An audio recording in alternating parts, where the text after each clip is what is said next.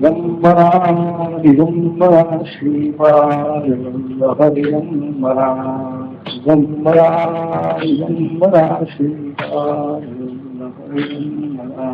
साक्षात्काराचा किंवा परमानुभवाचा शोध घेणारा असा तो मुलखा वेगळा विद्यार्थी शेवटी 5.5 वर्ष रामकृष्णांच्या जवळ राहतो आणि त्याच्या चित्ताचं, त्याच्या वृत्तीचं, त्याच्या बुद्धीचं सर्वार्थानं संस्करण घडतं. आणि मग तो शिकागोच्या व्यासपीठावरती 1893 साली जाऊन उभा राहतो आणि देशोदेशीचे ज्ञानेश्वर तिथे आलेले असतात. त्यांच्या सभेमध्ये हा भारतीय संस्कृतीचा, अद्वैताचा किंवा हिंदूंच्या जीवननिष्ठेचा विचार तो उकलून सांगतो. लोक प्रभावित होतात. म्हणजे केवळ BA ची परीक्षा उत्तीर्ण झालेला त्या काळचा एक विद्यार्थी, हीच त्यांची योग्यता. विवेकानंद MA झाले नाही, PhDचा प्रश्नच नाही. BA झालेला माणूस सुद्धा विवेकानंद होऊ शकतो. काही न शिकलेला रामकृष्ण होऊ शकतो. आणि MA PhD होऊन सुद्धा माणूस काहीही न होता निघून जाऊ शकतो. हे सिद्ध करण्याचं काम मोठ्या प्रमाणात करणारी जी थोडी माणसं, त्यातला मी एक आहे. कारण आता तर साक्षात विद्यापीठाशीच माझा संबंध आणि प्रत्येक पदवीदान समारंभामध्ये मी हे पाहत असतो आणि जाणत असतो की या पदव्या दिल्या जात आहेत, पण या मंडळींना फक्त पदव्याच मिळत आहेत. पुढे यांचं काय होईल हे त्यांचं ते पाहू शकणार नाही, पण निदान परमेश्वरानं तरी पाहावं. तर रामकृष्ण विवेकानंद हे अनुभवाच्याच मार्गाने गेले. पण आता यातले काही कसं की थोडे वेगळे अनुभव असतात. विवेकानंद अमेरिकेत एका घरकुलामध्ये उतरले.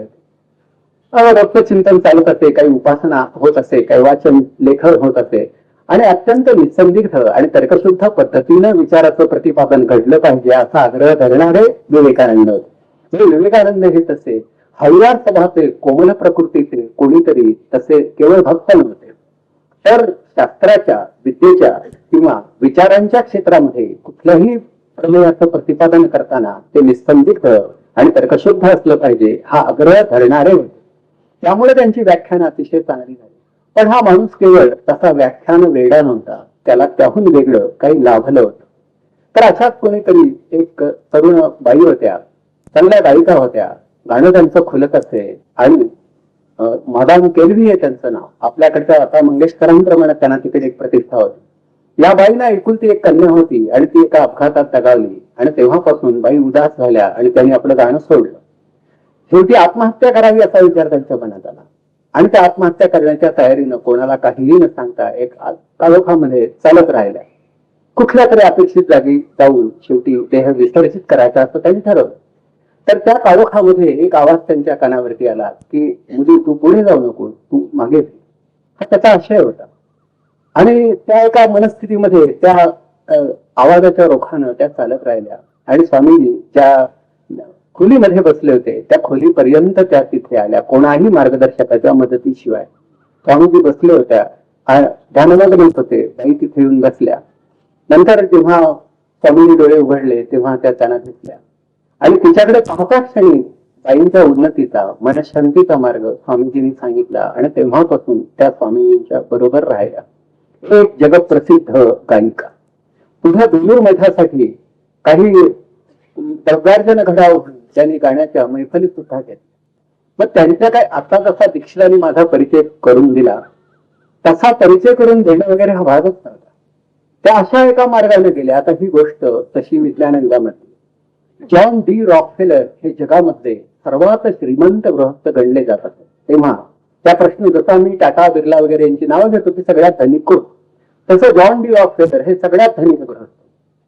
तर हे गृहस्थ हे अमेरिकेमध्ये एक मान्यतेच्या शिखरावर असताना त्यांच्या एका मित्रांनी सांगितलं की विवेकानंद या नावाचा एक तरुण बैरागी या देशामध्ये आलेला आहे आणि त्याची व्याख्यानं फार चांगली होत आहेत. विरंगुळा म्हणून आपण त्यांना भेटायला काही हरकत नाही. या देशातलं तुम्ही सगळंच पाहिलं आहे, पण भारतातून आलेला एक संन्यस्त बघायला काय हरकत आहे.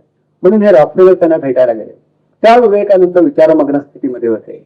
रॉकफेलर जवळ आले पण विवेकानंदांनी त्यांची दखल घेतली नाही, कारण त्या मनस्थितीत ते नव्हते. रॉकफेलर असे निघाले, फणकाऱ्यानं चालते झाले. जाताना नकळत त्यांचं पाऊल मोठ्यानं वाजलं. उद्वेगाचा तो भाग होता. स्वामीजी भानावरती आले. त्यांनी रॉकफेलरकडे पाहिलं, त्यांना परत बोलावून घेतलं आणि त्यांच्याकडे पाहत पाहत त्यांच्या सगळा पूर्ण वृत्तांत त्यांना ऐकवला, जीवन वृत्तांत ऐकवला. तर रॉकफेलर स्थिमित झाला की या माणसाला आपल्या जीवनामधले हे बारकावे कसे माहित. म्हणून त्याने त्यांना स्वामींना विचारलं की स्वामीजी, हे तुम्हाला सांगितलं कोणी? आमच्या देशातली माणसं तशी सहसा चाड्या करत नाही, मग अशा स्थितीमध्ये हे तुम्हाला कळलं कसं? त्यावर स्वामी एवढंच म्हणाले की मी नुकताच असा उपासनेतून असा बाहेर पडलो. काही वेळा मलाही अशी मनस्थिती प्राप्त होते की जेव्हा एका समोर बसलेल्या व्यक्तीचं सगळं चरित्र हे उघडलेल्या पुस्तकाप्रमाणे मला दिसू शकतं आणि मी वाचू शकतो. असा अनुभव काही वेळा येतो, दरवेळी येतोच असं नाही, पण काही वेळा येतो मात्र. हे ऐकल्यानंतर तो माणूस पुन्हा स्वामीजींच्या भक्त परिवारामध्ये दाखल झाला. म्हणजे विवेकानंदाने केवळ वक्तृत्वाच्या बळावरती अमेरिकेमधल्या लोकांना जिंकला असं नव्हे, तर असे अनेक अनुभव आहेत. हा अनुभवाचा भाग म्हणून मी इथे सांगतोय. इतर सभामध्ये कदाचित ते सांगणारी. योगानंदांचं आत्मचरित्र आहे, ऑटोबायोग्राफी ऑफ ए योगी, हे त्याचं मूळ इंग्लिश नाव, आणि योगी कथामृत हा त्याचा मराठी अनुवाद. तर त्यामधला एक प्रसंग असा आहे की 2-3 लहान मुलं असतात आणि एका जलाशयाच्या काठी दोह असे खेळत असतात. आणि खेळता खेळता एका मुलाचा तोल गेला, तो खाली पाण्यामध्ये पडला आणि गटांगळं खाऊ लागला. तर कडेला दुसरा एक मुलगा होता, त्याची बुद्धी एकदम खडबडून जागी झाली आणि जवळच पडलेली ती आंब्याची एक लहानशी डाळी होती, ती त्यानं पाण्यामध्ये टाकली आणि मुलाला सांगितलं की अरे पकड तू आणि मी तुला अलीकडे ओढतो. त्याप्रमाणे त्याची सुटका झाली. ही घडलेली घटना. पुढे विवेकानंद जेव्हा शिकागोच्या धर्म परिषदेच्या निमित्ताने गेले, तेव्हा त्या परिषदेला उपस्थित असणारी जी अनेक माणसं, त्यामध्ये हा मुलगाही होता. थोडा मोठा झाला होता आणि तो आपल्या आई बरोबर त्या परिषदेच्या प्रांगणातून असा चालत होता. एवढ्या त्यानं आपल्या आईची बोटं धरली एकदम, आणि तो म्हणाला, आई बघ बघ, तोच तो प्रकाश जो मला दिसला होता, तो मी म्हणालो ना बुडत असताना वाचवणारा, तोच. आणि ही माळ लेकरं विवेकानंदाने भेटायला आली आणि स्वामींचे पाय धरून ती माऊली एवढंच म्हणाली, या पोराला तुम्ही वाचवलं, मग आता त्याला तुम्ही अनुग्रह द्या. स्वामींनी फक्त स्मित केल्याने म्हणाले, त्यालाही अनुग्रह देणारा कोणीतरी भेटणार आहे.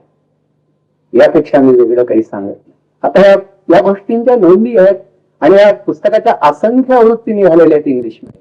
आता हे जेव्हा मी वाचलं तेव्हा असं वाटलं की स्वामींची भेट कोणाला कुठे घडावी. विशेष आहे. इंद्रादेवी या नावाच्या सत्य साईबाबांच्या एक शिष्य आहे. टेक्सासमध्ये, मला वाटतं अमेरिकेमध्ये त्यांचा एक योगाश्रम आहे. त्या स्वतः चालवतात. बाई अतिशय बुद्धिमान आहे. तर या बाईंना लहानपणी आपल्या पाठीशी बसून कोणीतरी काहीतरी सांगतंय असा भास होत असेल. आता भास होऊ शकतो, तुम्हाला मला होत नाही आपली अडचण का, तर इतका चांगला भास व्हायला सुद्धा भाग्य लागतं. आपल्याला पाहिलेल्या चित्रपटातलं गाणं ऐकू येतं, कळलं का, पण यापेक्षा वेगळं काही नाही. त्या मुलीला असं वाटायचं की हे कोण आपणाला हे सांगताय. तर काही दिवसानं तिला उलगडा झाला की हे विवेकानंद नावाचे कोणीतरी एक योगी आहे आणि हे आपलं मार्गदर्शन करतायत. बाईने आत्मकथनात हे लिहून ठेवलंय. त्या काही पलीकडे राहिलेल्या आहेत, आज त्या आहेत. तर त्यात त्यांनी असं स्वच्छ सांगितलं की मला विवेकानंद माझे पहिले गुरु, मार्गदर्शक म्हणून मला भेटले. मग पुढे जेव्हा त्या भारतामध्ये आल्या, त्या त्यांनी सहज आपल्या गुरुला कौल लावला की खरंच स्वामीजी, तुमचं आणि माझं जर काही नातं असेल तर कुठेतरी तुमच्या अस्तित्वाची एक खूण मला तुम्ही या गर्दीमध्ये दाखवाल का. तर दिल्लीमध्ये त्या एका मोठ्या समारंभामध्ये अशा सहभागी होण्यासाठी गेल्या होत्या. खूप गर्दी होती. हा मनात त्यांच्या मनामध्ये विचार आला आणि अशी सभा थोड्या वेळात विसर्जित झाली आणि गर्दीतून वाट काढीत एक मुलगा आला आणि त्यानं विवेकानंदांचा एक फोटो बाईंच्या हाती दिला आणि तो निघून गेला. आता याला काय म्हणायचं, काही लोक म्हणतील असं घडतं, फार घडत असतं, स्टेशनवरही जास्त वेळा घडतं. म्हटलं ठीक आहे, तुमच्या जीवनात अजून हे स्टेशन आलं नसेल, त्यामुळे हे घडण्याची शक्यता आहे. आता हे मानायचं किंवा नाही, माझ्यापुरतं मी हे मानतो. लोकांना मी आग्रहपूर्वक कधी हे सांगत नाही, कारण तो माझा अधिकार. पण जर याच्या नोंदी असतील आणि त्या अलीकडच्या असतील आणि ह्या निर्विवाद असतील आणि तपासून घेता येत असतील तर घ्यायला काय हरकत आहे. महायोगी श्री अरविंद पुढे मोठे झाले असतील. त्यांना काही योगी व्हायचं नव्हतं. आयसीएसने व्हावं ही वडिलांची इच्छा आणि क्लासिकल ट्रायपॉस घ्यावा हा त्यांचा प्रयत्न, आणि दोन्ही पदव्या संपादन करून ते स्वदेशात आले. वयाच्या 7व्या वर्षी इंग्लंडमध्ये ते जाऊन पोहोचले आणि 14 वर्ष विद्यार्जन करीत ते तिथेच राहिले. भारतामध्ये यावं, भारतीयांची सेवा करावी, इंग्रजांची चाकरी करूच नये असं ठरवून ते आले. पण या पलीकडे त्याने आयुष्यात तसं फारसं काही ठरवलं नव्हतं. पण या माणसाला परमार्थाच्या वाटेनं जावं लागलं. त्याची इच्छा होती असं नाही, त्याच्या काही संकल्पाचा भाग सुद्धा नव्हता. कधीतरी असे घोडागाडीतून बसून, ज्याला आपण बगी म्हणतो, असे ते फिरायला गेले होते आणि परतीच्या मार्गावर होते. तेव्हा ते बडोद्याच्या कॉलेजमध्ये फ्रेंच भाषेचं अध्यापन करत होते. त्या भरधाव वेगाने येणारा एक ट्रक आला आणि त्यांच्या त्या गाडीवर, ती आता गाडी आणि शेवटी ट्रक त्यांची टक्कर झाली. त्या टक्कर झाल्यानंतर काय अपघात होतात, मी तर माझ्या निकटवर्तीयांचं निधन वर्षात 2 वेळा पाहिलं की अशी टक्कर झाल्यामुळे. तर ही टक्कर झाली, गाडीचा जवळजवळ चक्का सूर झाला. पण श्री अरविंदांना असा भास झाला की आपल्या शरीरातून एक पांढरी आकृती बाहेर पडते आणि आपणाला उचलून ती अंतरावरती नेऊन ठेवते. आणि त्यांना हा अनुभव आला आणि इथे त्यांना परमार्थाचा वेध लागला की हे घडलंच कसं, म्हणजे मुळात कोण आलं आणि कोणीही उचलून आपणाला नाही. आता हे त्यांच्या जीवनात घडतं, असं आपल्या बाबतीत घडण्याची शक्यता नाही, म्हणून शक्यतो फुटपाथ वरूनच चाला. कारण असा थोड्या मोठ्यांच्या कथा या त्यांच्या पूर्वसंचिताच्या पार्श्वभूमीवर विचारात घ्यायच्या असतात. आपल्या बाबतीत तितकं चांगलं जर घडलं असतं तर बरं झालं असतं, पण ते तसं घडू शकणार नाही. आणि मग ते विचार करू लागले. मग जसं आता खरोखरच मी विठ्ठलाचं चिंतन करणार आहे, पण खूप वेळा मलाही कळत नाही. मी आमच्या दीक्षिताने कधी भेटतो, विचारतो रामकृष्ण हरी हा मंत्र जपताना राम कोणता, कृष्ण कोणता, हरी कोणता, जरा सांगाल का वगैरे. तर तसं पुढे अरविंद नर्मदेच्या तीरावरती असणाऱ्या एका काली मंदिरामध्ये अन्य मित्रांबरोबर सहलीच्या निमित्ताने गेले आणि मूर्तीचं दर्शन घेत असताना तिच्या अंगातून बाहेर पडणारा प्रकाश त्यांना दिसला आणि ते कोड्यातच पडले. आणि मग त्यांना असं वाटू लागलं की अरे अभ्यास करण्यासारखं यात काहीतरी आहे. म्हणजे त्या माणसानं वयाच्या 21व्या वर्षापूर्वी मिल्टन शेक्सपियर पासून ते फ्रेंच राज्यक्रांतीपर्यंत अनेक विविध ग्रंथांचं परिशीलन केलं होतं. त्याला प्रथम अनुभव आला आणि मग त्याचं वाचन घडलं. त्यांनी काही वाचन केलं आणि अनुभव घेतला असं नाही, अनुभव आला आणि मग वाचनाच्या वाटेनं ते गेले. आणि पुढे जेव्हा अलिपूरच्या तुरुंगामध्ये ते 1 वर्षभर अडकून होते, पडले होते, त्या माणिक बॉम्ब खटला या नावाचा एक खटला गाजलेला, पण ते आपण विसरा. ते क्रांतिकारकांचे अध्वर्यू आणि बंगालचे विख्यात नेते आणि एका महाविद्यालयाचे प्राचार्य अशा अनेक भूमिकांतून त्यांच्याकडे पाहणाऱ्या इंग्रजांचा त्यांच्यावरती राग होता. त्या तुरुंगामध्ये असताना त्यांना रात्रीच्या वेळी असा अनुभव येऊ लागला की रात्री आपल्याला कोणीतरी असं काही प्रवचन ऐकत आहे, काही सांगताय. तसं महाराजांचे शब्द मी अंतरावरून ऐकत होतो, ते दिसत नव्हते पण मी ऐकत होतो. तसं अंतरावरून कोणाचं तरी बोलणं आपल्या श्रवणी पडतंय असा भाग हा स्वामी तिथे अरविंदांना होता. त्या शेवटी ते असं ध्यानामध्ये असल्यावर हा अनुभव येत असेल, म्हणजे तसा सहजी येत नसेल, पण रात्री त्यांची ती ध्यानाची वेळ असते आणि तेव्हा तो अनुभव येतात. त्या एके दिवशी त्याला ही उत्कंठा, त्यांची जिज्ञासा अनावर झाली आणि त्यांनी त्या आवाजाच्या लोकांना हात जोडले आणि विचारलं की कोण आपण. तेव्हा तो ध्वनी एवढाच म्हणाला, मी तो स्वामी विवेकानंद. मग भारतीयांची खंडित झालेली योगाची जी परंपरा आहे ती पुन्हा मंडित करण्याची जबाबदारी नियतीनं माझ्यावर जणू सोपवली होती आणि मला जमेल ते मी केलं. पुढचा भाग तुम्हाला करावा लागणार आहे आणि म्हणून हे मार्गदर्शन करण्यासाठी मी इथे येत होतो.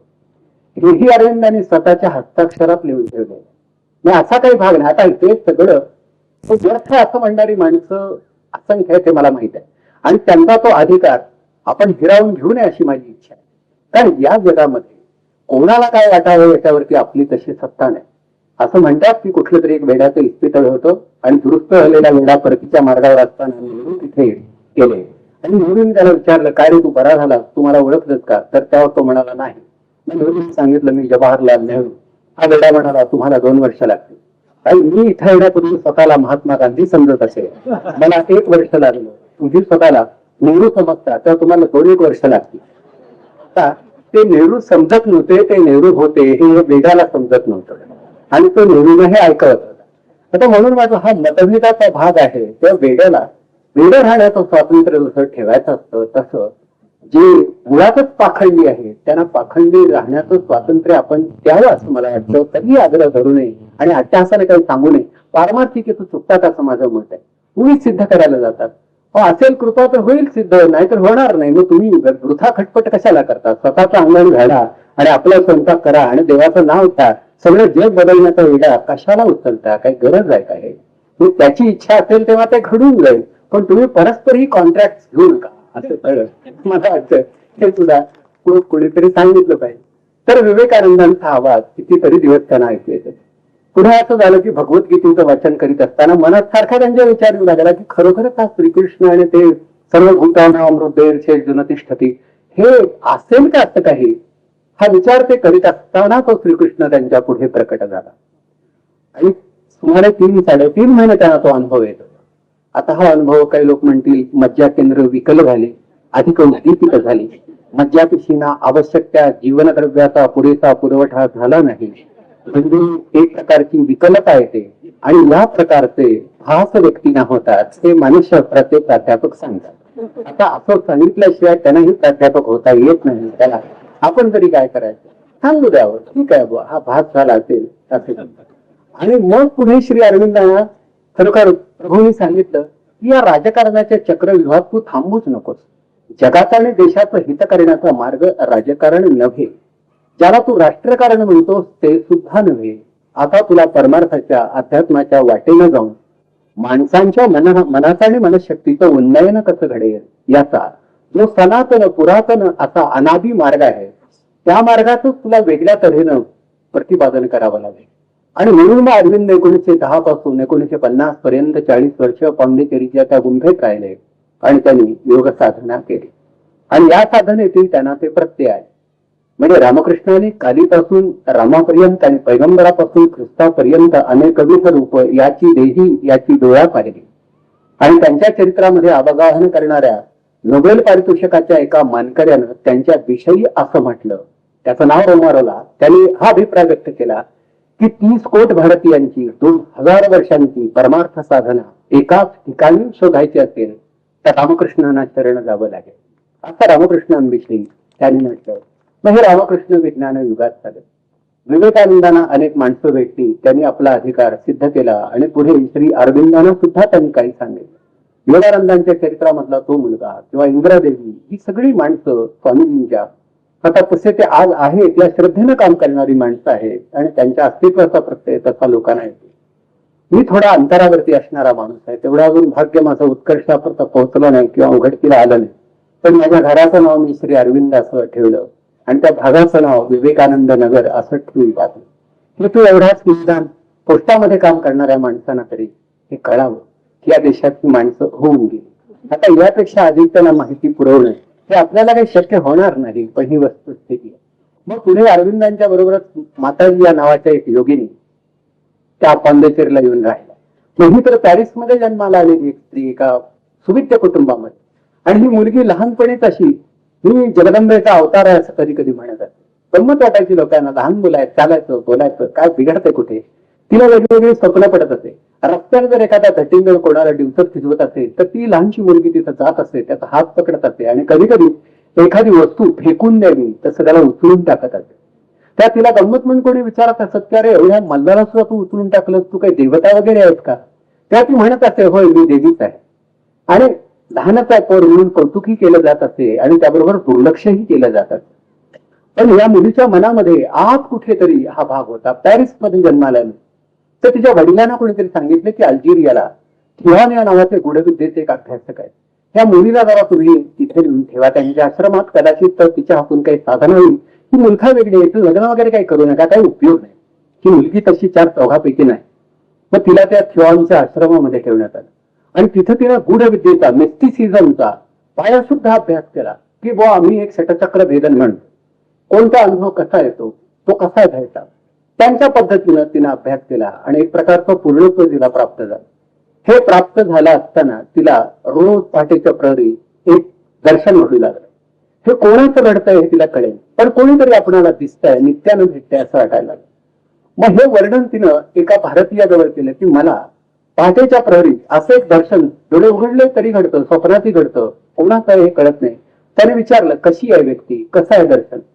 तेव्हा ते वर्णन केल्यावर हे भारतीय ग्रस्त म्हणाले बोस की हे श्रीकृष्णाचं वर्णन आहे आणि बहुतेक तुमचा आणि त्याचा काहीतरी असा संबंध असावा.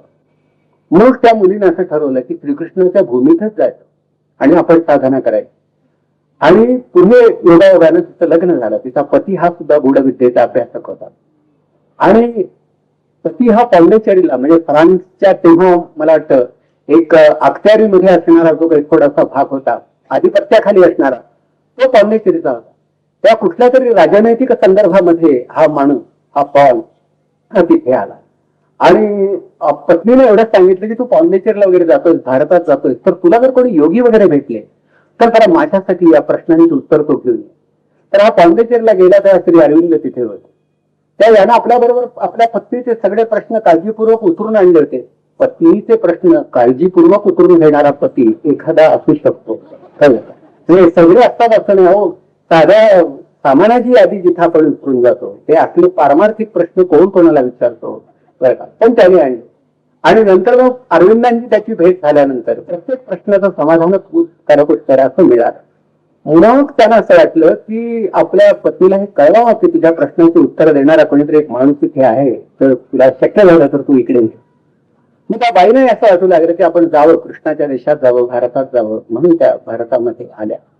सुरुवातीला 1च वर्ष राहिल्या आणि पुढे मात्र एक 6 वर्षानं पुन्हा ज्या आल्या त्यात शेवटपर्यंत वयाच्या 93व्या वर्षापर्यंत अरविंदांच्या बरोबर त्यांनी साधना केली.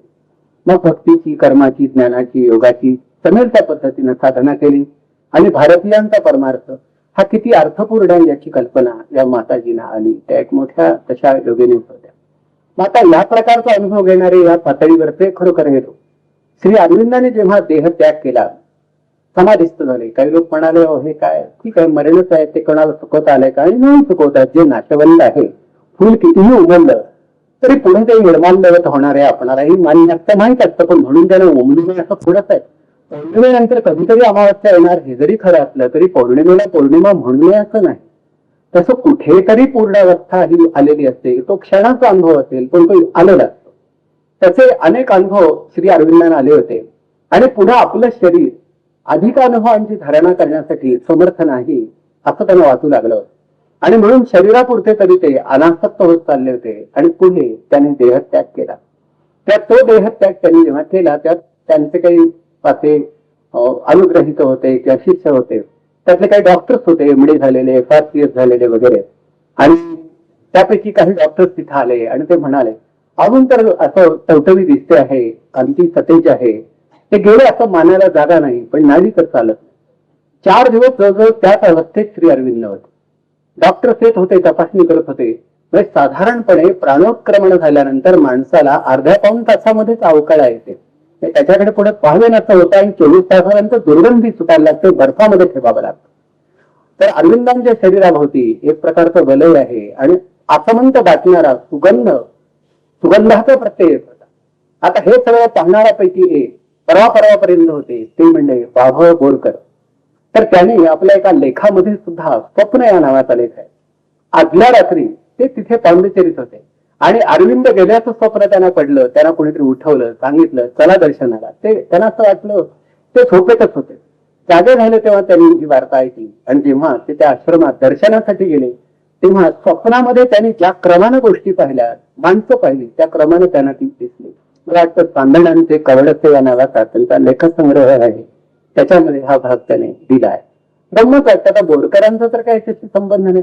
त्यांना स्वप्न काय पडतं, दृश्य काय दिसतं, सकाळी ते उठतात काय आणि हुबेहूब सगळं दिसतं. तर 4 दिवस अरविंदांचं शरीर तसं. त्या माताजी म्हणाल्या की अजूनही जरी देहत्याग त्यांनी केला असला तरी सर्वार्थानं त्या शरीराबाहेर ते अजून पडले नाही. त्यांच्या भोवती असणारे तेजोबलय मला दिसत आहे. तर एक डॉक्टर संजय आल्या नावाचे कलकत्त्याच्या मेडिकल कॉलेजमध्ये काही काळ प्रोफेसर होते, विदेशाची यात्रा अनेक वेळा करणारे असे एक जाणकार होते. ते तिथे आले. ते म्हणाले मला तर काही दिसत नाही, तुम्ही तर म्हणता की मला हे वलय दिसतंय. बाईने मस्तकावरती हात ठेवला डॉक्टरांचा आणि डॉक्टरांनी पुढचा सगळा आठवणींचा प्रवाह लिहून काढलाय, ऑल टू पॉन्डिचेरी म्हणून पुस्तक. त्यात ते म्हणतात की मला ते तेजोवलय दिसू लागलं आणि जणू काय अरविंदांचं पुन्हा मी दर्शन घेतोय हे मला भावू लागलं. त्यांनी व्यवसाय सोडला आणि बराच काळ ते पॉन्डिचेरीत राहिले, तिथेच थांबले. तर अशा हकीकती ऐकल्यानंतर असं वाटतं की भारतामध्ये आपण निराश होण्याचं तसं काही कारण नाही. या भूमीचं तसं पूर्वसंचित आहे.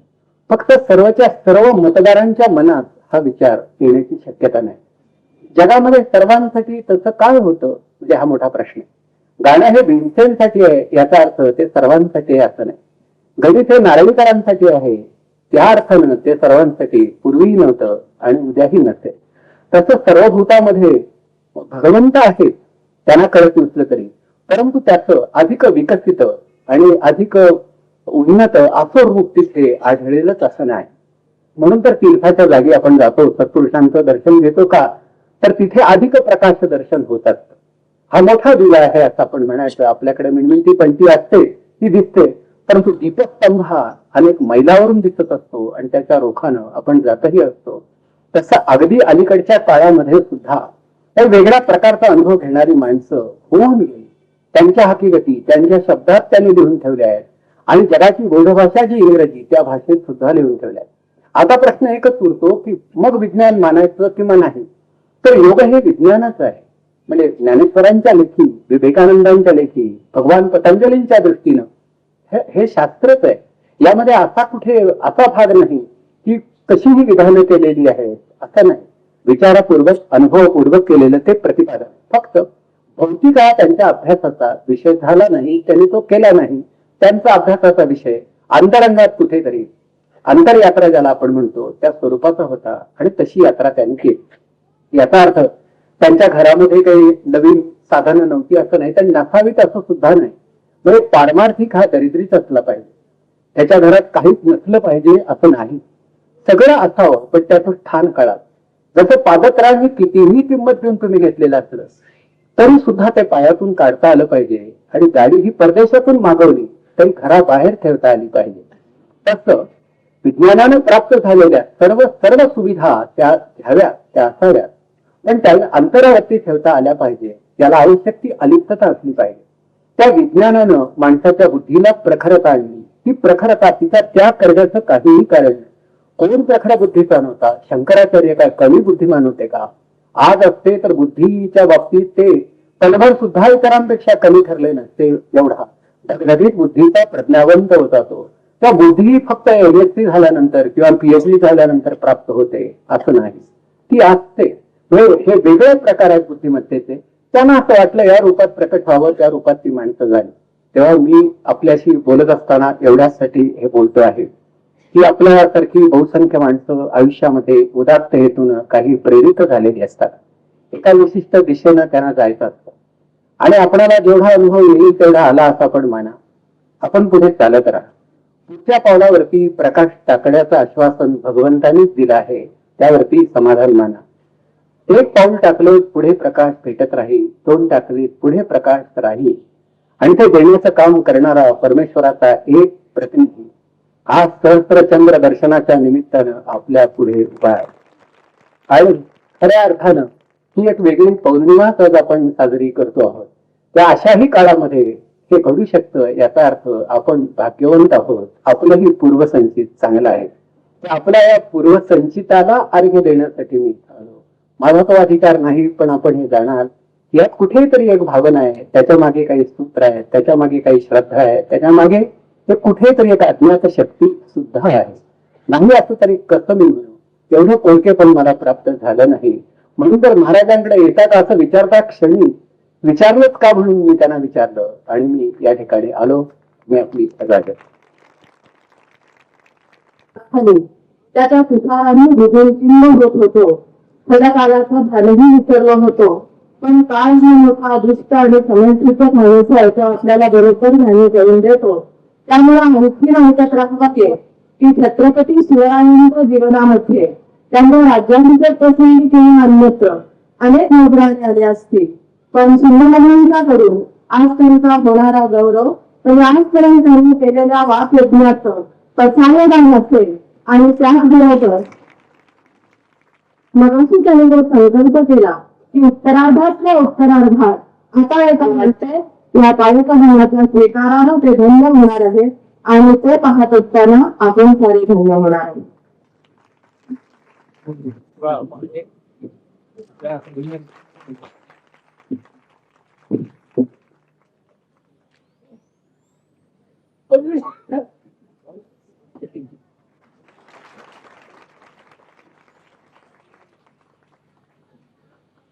कार्यक्रम संपलेला आहे. प्रथम आपल्या पाहुण्यांना आपण सर्वांनी वाट करून द्यावी आणि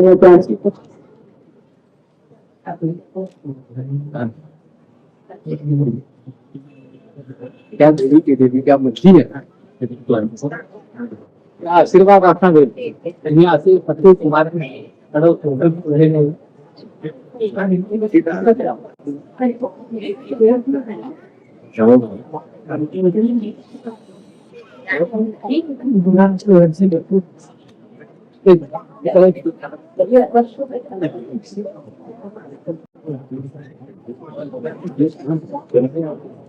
आणि येऊ नका परिणामी सर्वत्र भारतापर्यंत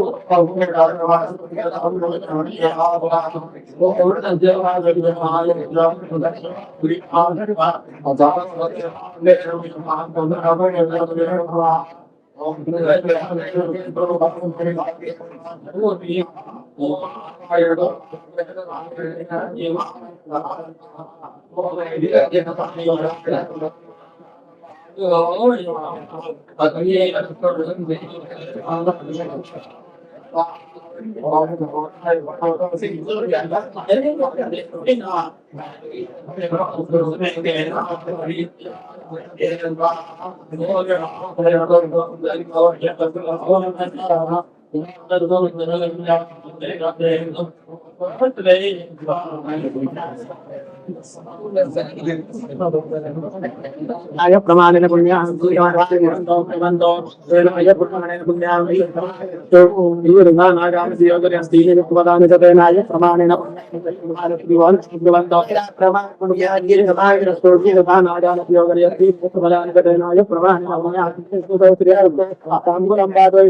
दक्षिणा कांतबोधयंचास्तु दीर्घमायुश्रेयतः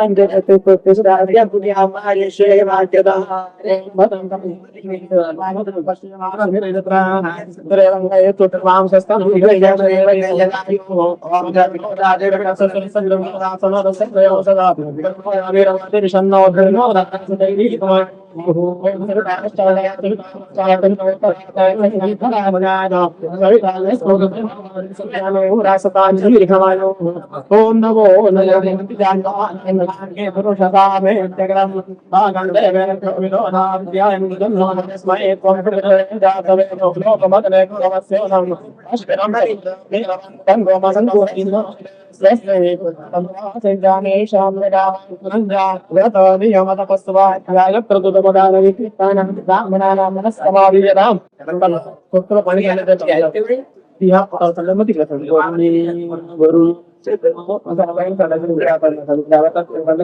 अस्मिन् कर्मणि सायंजरास्तो मोक्षरास्तो ईशान्यां मयूरदेशे सर्वाणि सगरेतनमस्तु यत् पापमस्तु यत् श्रेष्ठस्तु उत्तरे कर्मण्यविघ्नमस्तु उत्तरोत्तरम् अहरवृद्धोत्तरोत्तराद्या शुभा सेवना सम्पद्यन्ना देवाप्रियन्तामिन्द्रपुरुगामुखिलाभेत्तां ब्रह्मपुरुगार्भेतां देवाप्रियेश्वरी पुरुगा उमा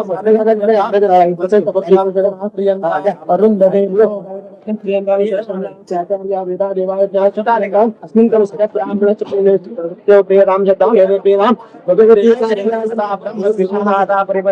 कर्मणो विघ्नकर्तारः तत्र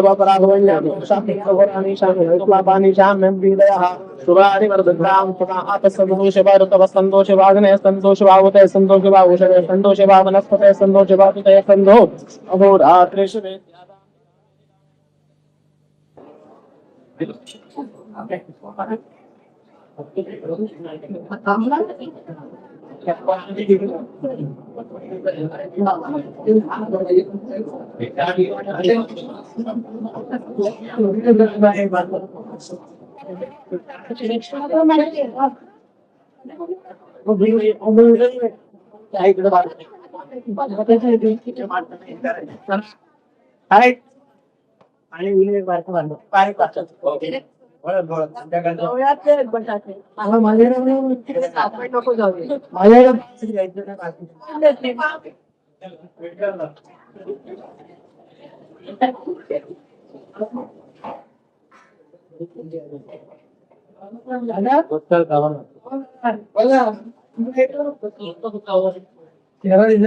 नाही चेहरा विषयी काय आवश्यकता नाही विश्व चेहरा काम करताना मला घ्यायची थोडी काय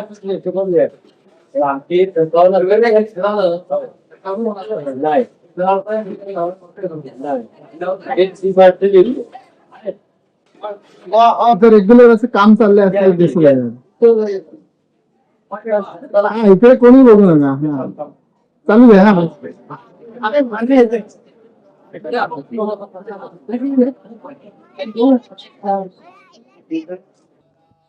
दिगंबरा दिगंबरा श्रीपादवल्लभ दिगंबरा दिगंबरा दिगंबरा श्रीपादवल्लभ दिगंबरा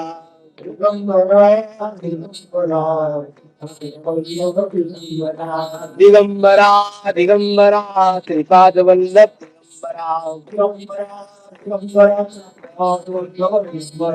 दिगंबरा दिगंबरा दिगंबरा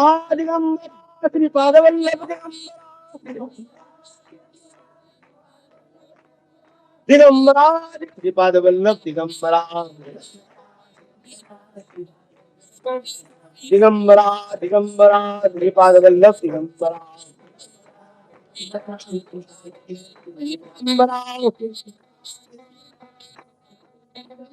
दिगंबरा दिगंबरा श्रीपादवल्लभ दिगंबरा दिगंबरा दिगंबरा श्रीपादवल्लभ दिगंबरा दिगंबरा दिगंबरा श्रीपाद वल्लभ दिगंबरा दिगंबरा दिगंबरा श्रीपाद वल्लभ दिगंबरा दिगंबरा दिगंबरा श्रीपाद वल्लभ दिगंबरा दिगंबरा दिगंबरा श्रीपाद वल्लभ दिगंबरा दिगंबरा दिगंबरा श्रीपाद वल्लभ दिगंबरा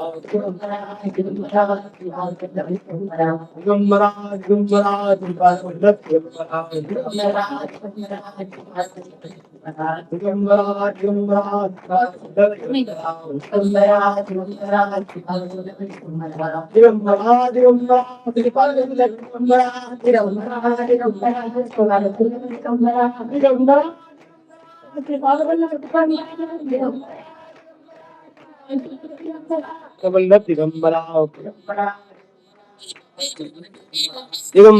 दिगंबरा श्रीपाद वल्लभ दिगंबरा दिगंबरा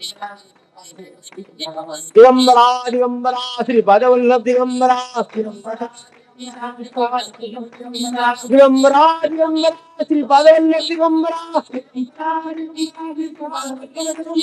दिगंबरा दिगंबरा श्रीपाद वल्लभ दिगंबरा दिगंबरा दिगंबरा श्रीपाद वल्लभ दिगंबरा दिगंबरा दिगंबरा श्रीपाद वल्लभ दिगंबरा दिगंबरा दिगंबरा श्रीपाद वल्लभ दिगंबरा दिगंबरा दिगंबरा दिगंबरा दिगंबरा दिगंबरा श्रीपाद वल्लभ दिगंबरा दिगंबरा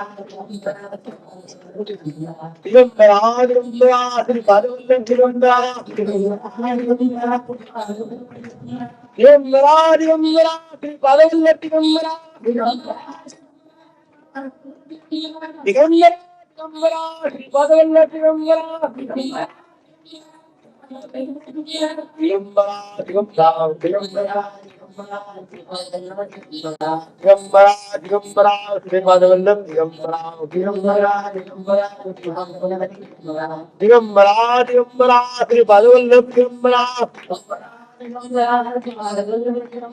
दिगंबरा दिगंबरा श्रीपाद वल्लभ दिगंबरा दिगंबरा दिगंबरा श्रीपाद वल्लभ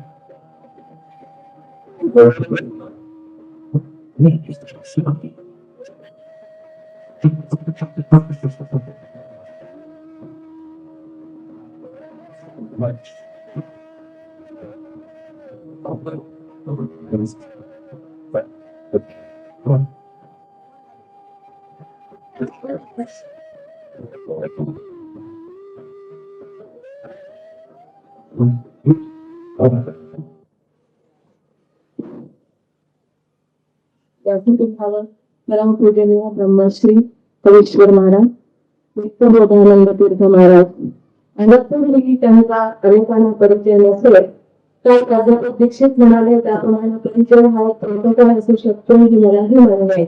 पण बऱ्याच वेळेला आपल्या समोर जी व्यक्ती बसलेली आहे ती कोण आहे हे माहिती नसतं आणि आपण आपल्या डिग्रीप्रमाणे अनेक तर्क करत राहतो. हे अमूक असतील तर आता त्याला रश्मी घालण्यासारखं आहे हे मला माहिती आणि ते सामान्य माणसाला कधीही शक्य नसतं.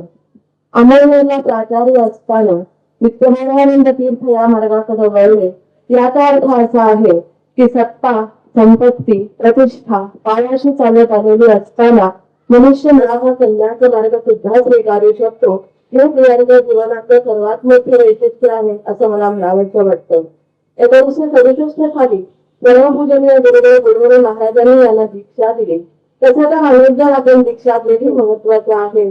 आणि या शक्तिपात संप्रदायामध्ये जे काही हाताचा वेपाळे मोजणारे अधिकारी महात्मे आहे त्यामध्ये या महात्म्याचं स्थान फार मोठ्या वरच्या दर्जाचे आहे हे आपण लक्षात घ्यायला पाहिजे. त्यानंतर शिवमतीर्थ स्वामी परम पूजनीय श्री सद्गुरुदेवजी महाराज या कार्यक्रमासाठी सर्व साधक बंधू आणि आपले परम पूजनीय कवीश्वरजी महाराज आता मी त्यांना प्रणाम करायला जातो ते प्रणाम घेत नाही मला कोणता संन्यासाने प्रणाम केले तर ते संन्यासाचा मोठे राहत तेव्हा त्यांना या निमित्ताने तुम्ही ब्रह्मस्थितीला पोहोचलेले आहे त्या ब्रह्मस्थितीचा आनंद त्यांना यापुढेही दीर्घकाळ मिळावा त्यांना दीर्घ आयुर आरोग्य लाभावं असं मी भगवंताजवळ प्रार्थना करून चिंतन बोलत आजचा जो विषय आहे शक्तिपात हा अनेक प्रवचनांचा विषय आहे. एका प्रवचनामध्ये हा विषय मांडणे फार होतो कारण शक्तिपात हा अनेक दृष्टिकोनातून विकसित झालेला असा संप्रदाय हा प्राचीन संप्रदाय इतका प्राचीन की भगवान शिवांनी हा प्रचलित केला. ज्ञानेश्वर महाराजांनी ज्ञानेश्वर एका ठिकाणी या मार्गाबद्दल सांगितलेलं कसा सुरू झाला हा मार्ग. ज्ञानेश्वर महाराज म्हणतात परिवारी कवितरी शक्तीच्या करणपोहरी सांगितलं जे त्रिपुरारी या जे शक्तीच्या कर्णपोरामध्ये त्रिपुरारी म्हणजे भगवान शंकरांनी जी विद्या सांगितली ती विद्या तेव्हा सांगितली हे माहिती नाही परंतु ती विद्या शंकरांनी देवीला आपल्या पादावर सांगितलेली विद्या आहे. अनेक ग्रंथांनी आगम निगम श्रुती अनेक उपनिषदांमधून पुराणांमधून त्याचप्रमाणे शिवसंहिता भगवद्गीता ब्रह्मगीता सूत्रसंहिता इत्यादी अनेक ग्रंथांमध्ये हा विषय आलेला आहे. हा प्राचीन विषय परंतु शक्तिपात होईल काही ग्रंथांनी त्याचा स्पष्ट उल्लेख आहे तर काय म्हणून नाही एवढाच फरक हा शक्तिपात संप्रदाय त्याला योग म्हणा त्याला साधना प्रणाली म्हणा काही महाराज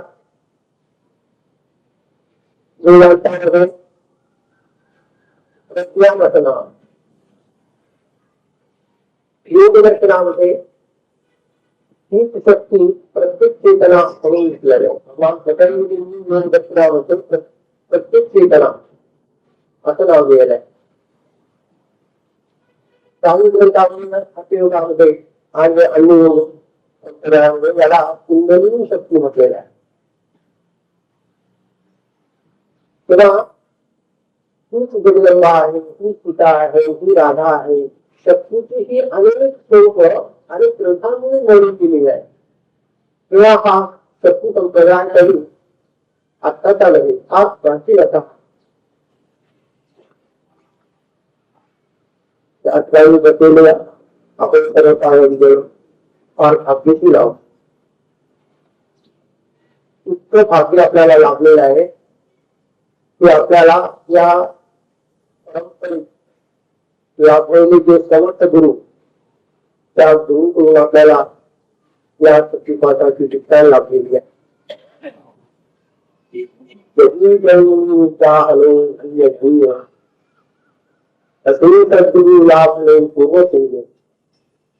खरोखर काहीतरी पूर्वपुण्य होती, त्या पूर्वपुण्यामुळेच आम्हाला हा लाभ झालेला आहे.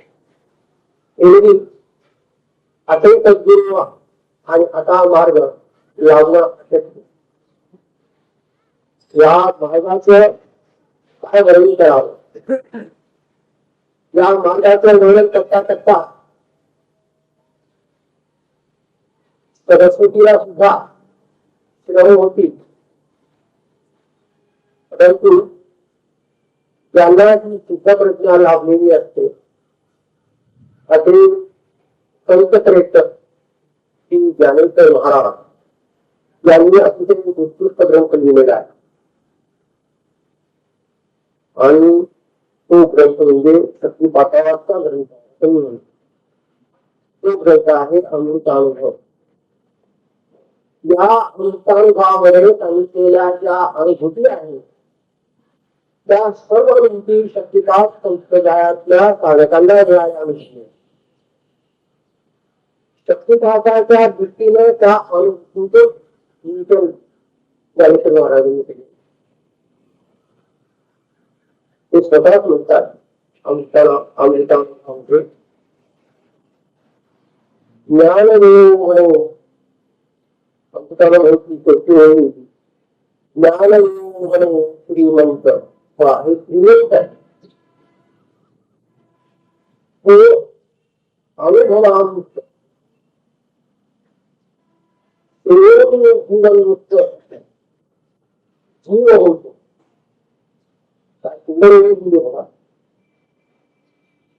त्यांचं महाराज होता की हे श्रीमंत असं साधन आहे. श्रीमंत या शब्दाचाच अर्थ फार गरज आहे.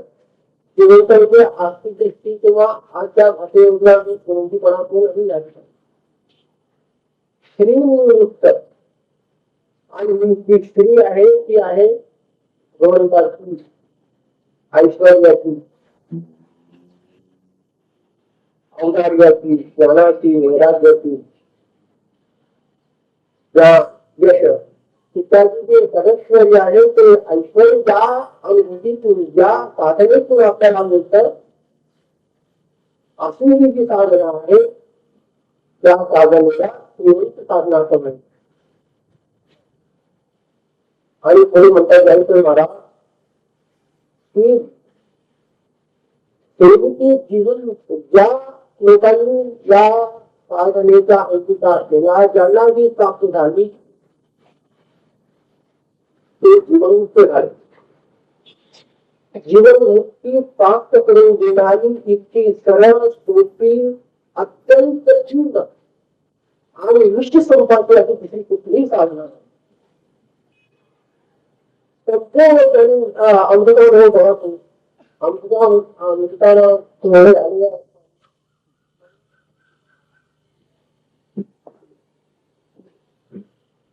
अमृतानुभवामध्ये आलेल्या ज्ञानेश्वर महाराजांच्या अनुभूती वाचत असताना प्रत्येक वेळेला अंतःकरणामध्ये खबर मानते.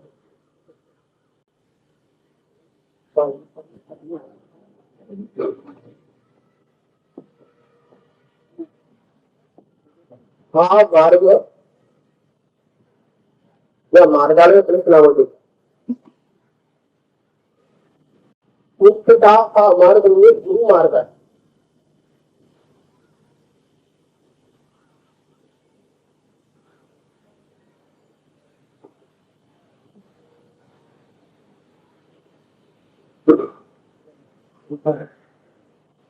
समर्थ शक्ती संपन्न गुरु शिष्य पुढे आल्याबरोबर त्याची जिज्ञासा त्याची तळमळ त्याची आकांक्षा ओळखून त्यावेळेला त्याच्यावर कृपा होते, त्यावेळेला त्या शिष्याचे जीवन एकदम परिवर्तित होईल. जो तुझे यापूर्वी जगाच्या विषयांमध्ये आसक्त, कामनांनी पसरलेला, वासनांनी पछाडलेला, भावना आणि इच्छांनी अगदी वाकलेला, आता तुमच्या पुढे बघता जेव्हा शक्ती संचालित होतो त्याच्यामध्ये गुरुच्याद्वारे, त्यावेळेला तो शिष्य आपला देहभाव विसरतो. त्याची देहाशक्ती अधिक कमी होते. देहाशक्ती सुटून विषयाशक्ती कमी होऊन आणि अंतरंग साधना सुरू होते. सत्युपास हा संपूर्ण अंतरंग साधनेचा विषय आहे. गुरु आणि शिष्य यांच्यातला तो परस्पर संबंध आहे आणि तो सुद्धा बाहेरून दिसण्यासारखा नाही. बाहेरून ज्या दिसतात त्या केवळ प्रगत होणाऱ्या क्रिया, परंतु अंतरंगात काय चाललेलं आहे, त्या शिष्याच्या अंतरंगामध्ये काय घटित होत आहे, कोणकोणते अद्भुताला प्राप्त होत आहे, हे तो शिष्य आणि तो गुरु यांनाच म्हणते. बघा, दुसऱ्याला संप्रदाय अतिशय पुस्तकात टाकणारा आणखी दुसरा ग्रंथ आहे, तो म्हणजे गुरुगीता. या गुरुगीतेमध्ये या सत्य संप्रदाय जे गुरु आहेत ते कसे असतात त्याचं संपूर्ण गुरुगीतेमध्ये केलेलं. कारण देवीने शंकराला पहिलाच प्रश्न असा विचारला, भाऊ स्वामी तेही प्रथम भरे. महाराज एक गुरु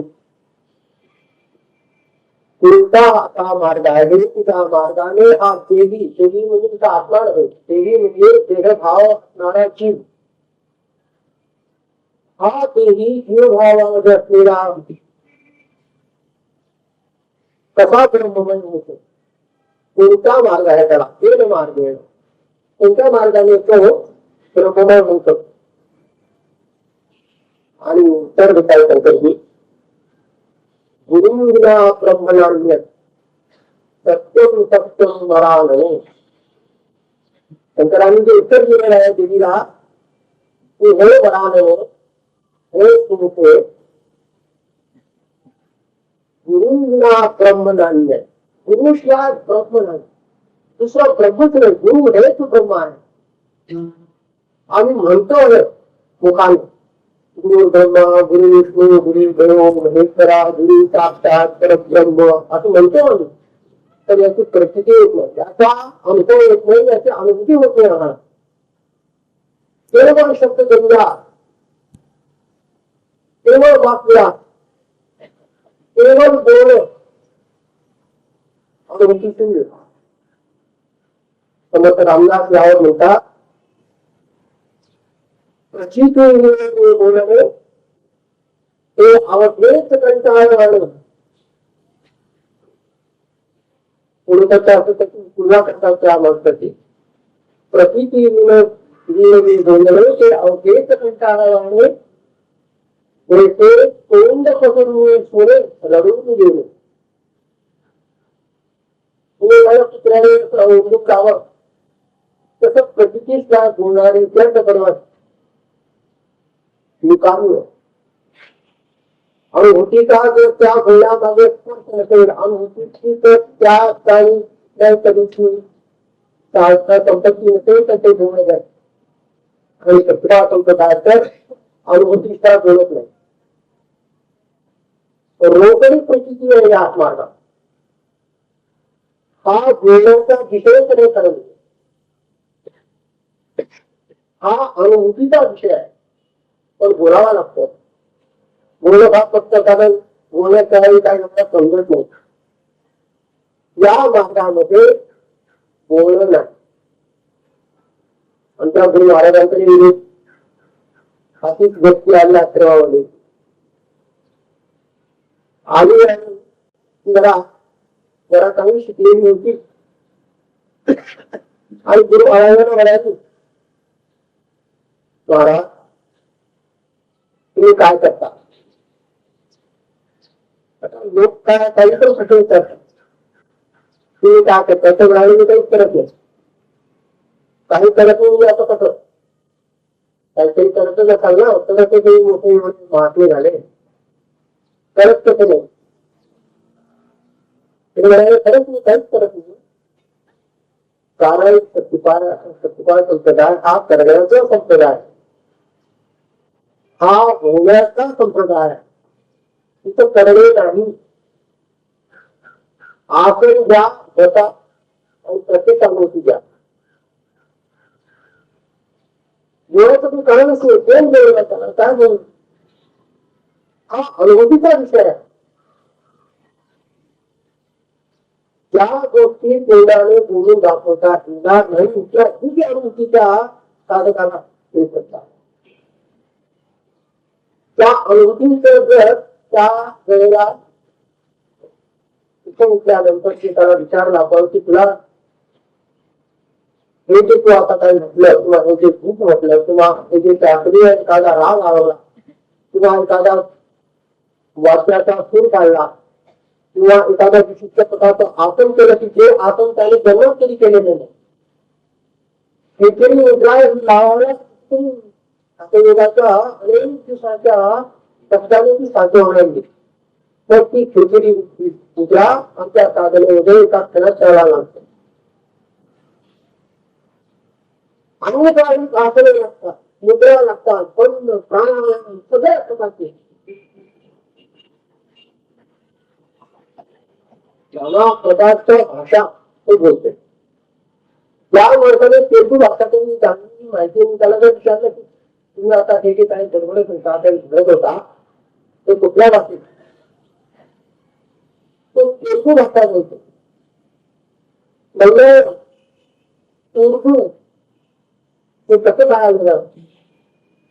जो ते भाषा शिकलेला नाही त्यामुळे त्याचा कधीही करून प्राप्त घेतला नाही. असे हे जे दिव्य अनुभव आहे ते जेव्हा त्याच्या म्हणजे प्रगत होतात त्यावेळेला त्या सावताला सुद्धा सांगता येते की मला असं काय होतं. अनुभूती अनुभूती आहे त्या आज शक्तीपासून संबंधित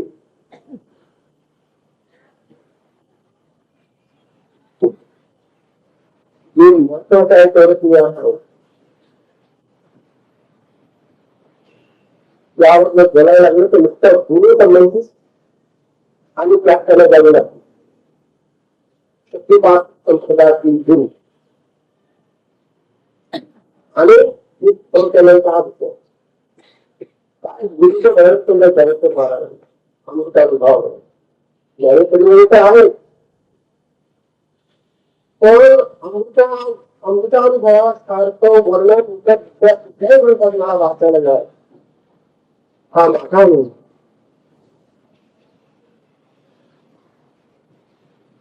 काय म्हणतात तर जो भेटल्या की सवे, जो भेटल्या की सवे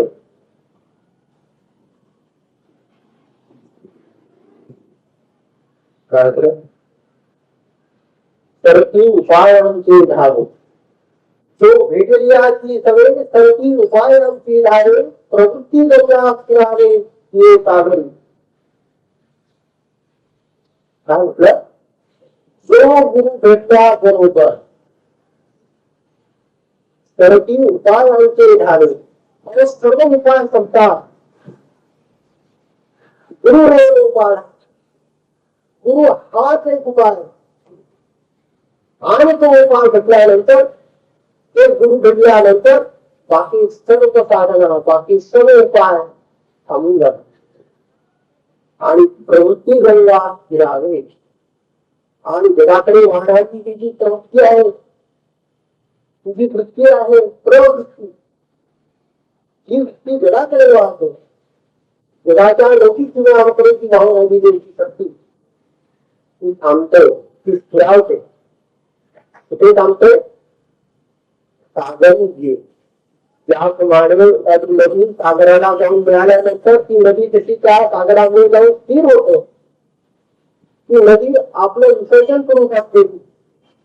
त्याप्रमाणे या साधकांची प्रवृत्ती गंगा गुरुरूपी सागरामध्ये विलीन होऊन जाते. काय अनुभव नाही तुम्हाला ते काय किती सांगा. गुरु आपण काय समजतो?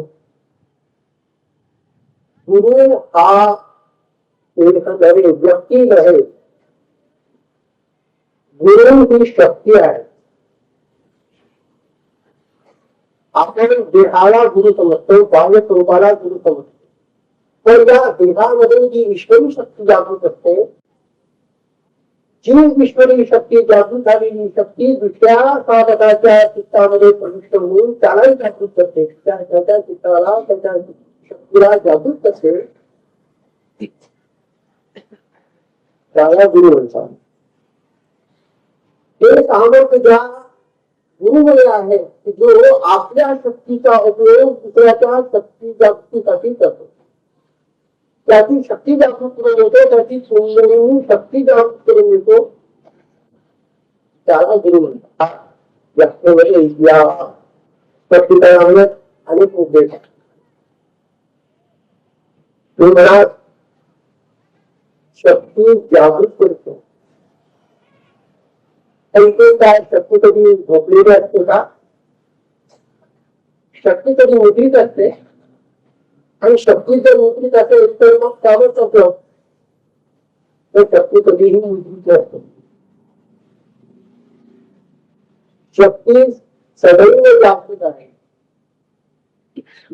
ती जळी स्थळी काष्टी पाषाणे अणु सर्व प्रसंगांमध्ये सर्व व्याप्त. मग अशी जी शक्ती आहे ती शिष्याच्या सुप्त शक्तीला जागृत करते. तर म्हणणं कसं काय? मग शिष्याची शक्ती झोपलेली आहे आणि गुरुची शक्ती जागृत आहे. त्या म्हणण्याचा अर्थ कसा ती म्हणावं का? शक्ती जागृतीचा अर्थ आहे जी शक्ती आत्म्यातून विभूत होऊन आत्म्यातून निघून आता देहाच्या अंतून पिंडाच्या चित्र पिंडामध्ये असलेली आत्मशक्ती आत्म्यामधून निघून देहाची चित्त अहंकार मन बुद्धी नंतर इंद्रिय आणि विज्ञानच्या माध्यमातून विषयाकडे वाढ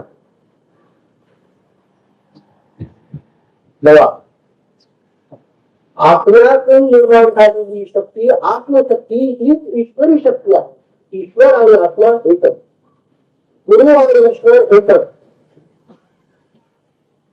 गुरु आणि ईश्वरामध्ये आम्ही भेद पाहतो.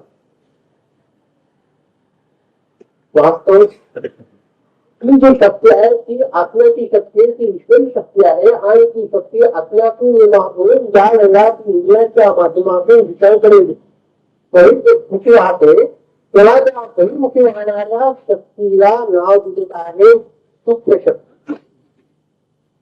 ही जगाकडे पाहते, जगाच्या निर्मितीकडे वाहतो.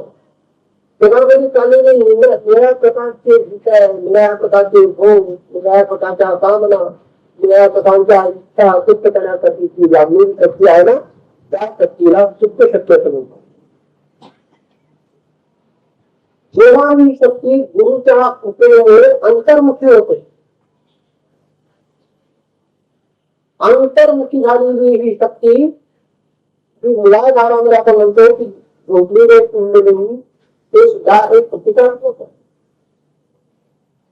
तेव्हा ती सुप्त असलेली ही शक्ती जगाकडे प्रभावित होत होती ती थांबते आणि ती उलटी येते. ती प्रथम काय करते तर विषयांचा संबंध होते. विषयांचा संबंध तोडल्यानंतर ती इंद्रियांमध्ये येते. इंद्रियांकडून किंवा स्वराची मन बुद्धी चित्त अहंकार यांच्याकडून जातो आणि आत्म्यात लीन होतो. इथे गुरु क्रम लक्षात ठेवले आपण. ही जी ऊर्जेप्रमाणे वाहणारी जी शक्ती आहे हिला शक्तीची जागृत अवस्था म्हटले जाते. जगाकडे बहिरुटी वाहणारी जी शक्ती आहे ती विपरीत शक्ती आहे, झोपलेली शक्ती. गुरु काय करतात तर त्या शक्तीला अंतर्मुखी प्रभावित करतात.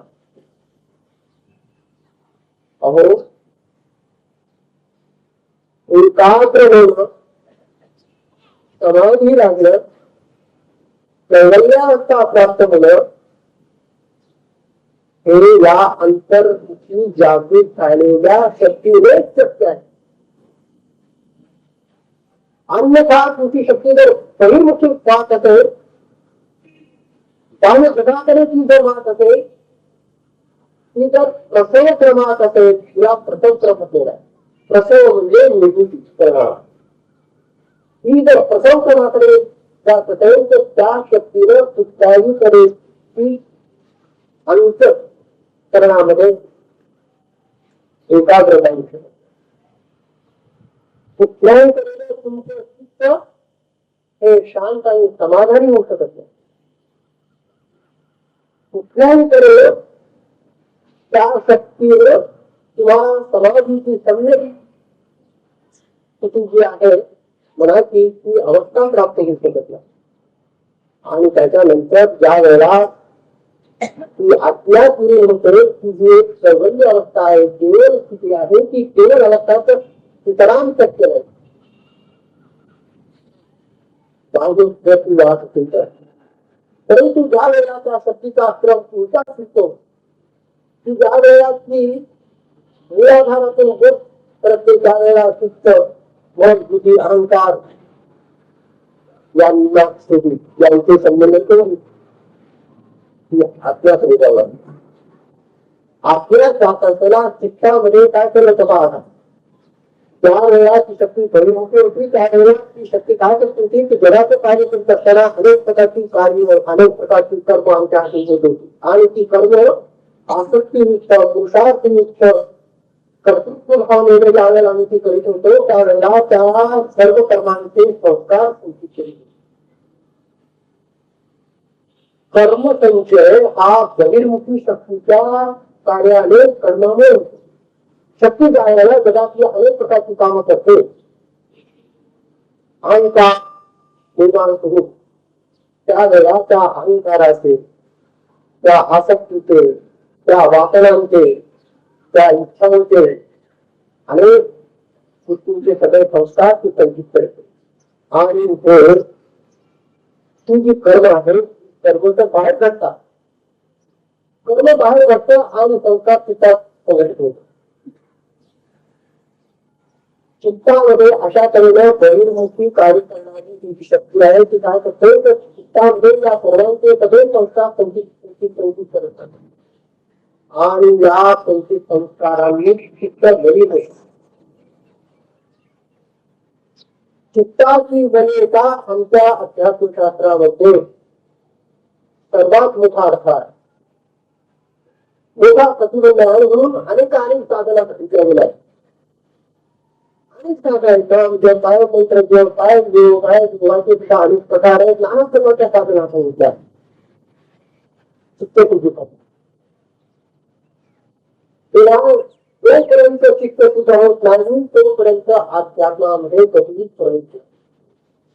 आणि चित्तशुद्धी या गुरुमार्गाने गुरुच्या कृपाप्रसादाने तत्काळ सुरू होते. कारण जेव्हा ती अंतर्मुखी होते शक्तीच्या वेळेला ती शक्ती काय करते तुझी पिंडीने परत दिली. एक संस्काराचा पिंडीला करता परत दिला इच्छा होती. बघा एखाद्या तलावामध्ये आपण खडा टाकला की त्या तलावामध्ये आपले वर्तुळाकार झाले तयार आणि तो खडाचा तयार सुद्धा नसतो. आमचं चित्त हे सुद्धा एक संस्काराशय आहे. या संस्कारामध्ये आम्ही अनेक प्रकारचे कर्मांचे संस्कार संचित करतो. आणि हे संचित झालेले संस्कार आमचं तिथं मरीत म्हणतात.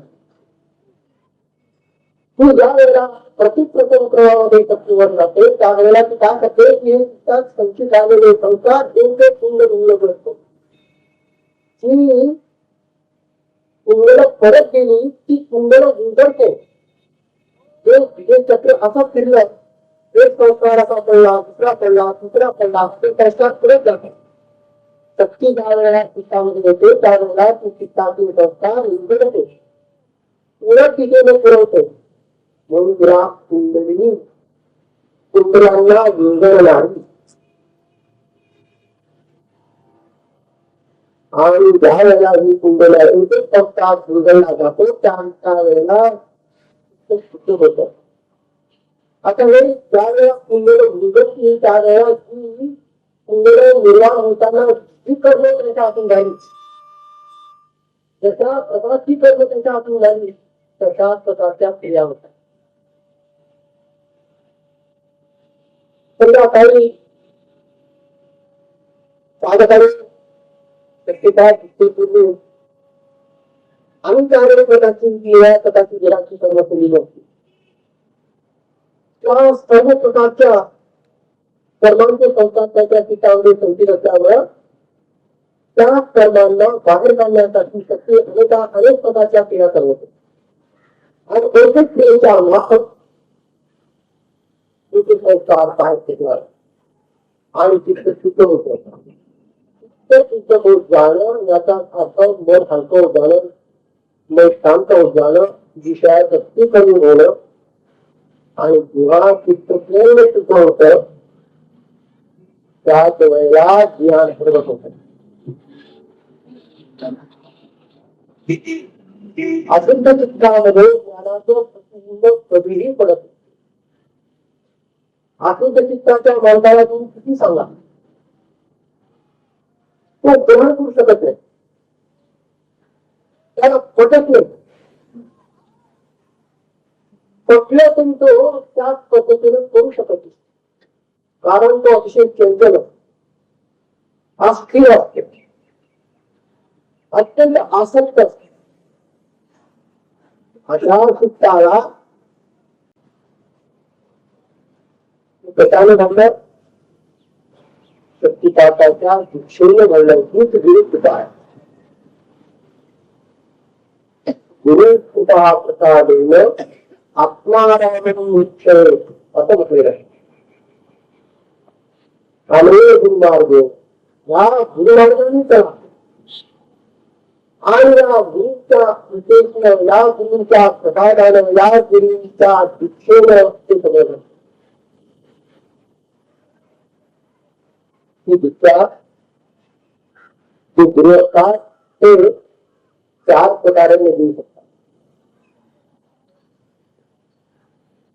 ही जी दीक्षा संपन्न होते, ती जी कृपा प्राप्त होते, ती कृपा भगवंताचीच कृपा आहे. सर्व मार्गांमध्ये भगवंताची कृपा पाहिजे. भगवंताच्या कृपेशिवाय गुरु पूर्णत्वाला जात नाही. आणि भगवंत आणि गुरु हे एक आहे. कारण गुरु म्हणजे गुरु तत्व, गुरु म्हणजे गुरु शरीर. गुरु शरीर हे त्याला धारण करणारं एक मंदिर आहे त्या शक्तीचं. जसं एखाद्या देवालयामध्ये एखादी मूर्ती आपण मध्ये स्थापन करतो आणि त्या मूर्तीच्या भोवताली पुण्य मंदिर बांधतो, तसं गुरूंचं शरीर हे त्या देवतेचं मंदिर आहे. त्या गुरूंच्या मंदिरामध्ये, त्या शरीरामध्ये असणारी जी ईश्वरी शक्ती आहे, ती भगवंताची शक्ती आहे आणि ती शक्ती म्हणजे गुरु आहे. शक्ती आणि शक्तिमान एकच आहे, दोन नाही. शक्ती शक्तिमानाचं रोग शकत नाही. तेव्हा ही जी शक्ती कार्य करते ती त्या शक्तिमानाच्या आधारावर कार्य करते.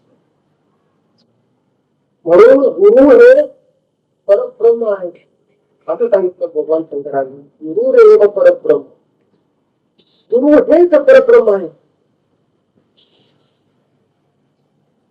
या परब्रह्माला आपण शास्त्रामध्ये तर पाहतो की परब्रह्म कसं आहे, ते अखंड आहे, निष्क्रिय आहे, निष्पन्न आहे. असं जे गुरु, असं जे परब्रह्म, ते परब्रह्म ज्या वेळेला पंडित होत, त्या ब्रह्मनाचा पहिला स्पंद आहे तो विष. शिव आणि शक्ती हे अभिन्न आहे. याच्यापासून अमृतानुभवाचं पहिलं प्रकरण जे आहे शक्ती समावेशन प्रकरण, ते मार्गाड गेलेले त्यांचं म्हणाल.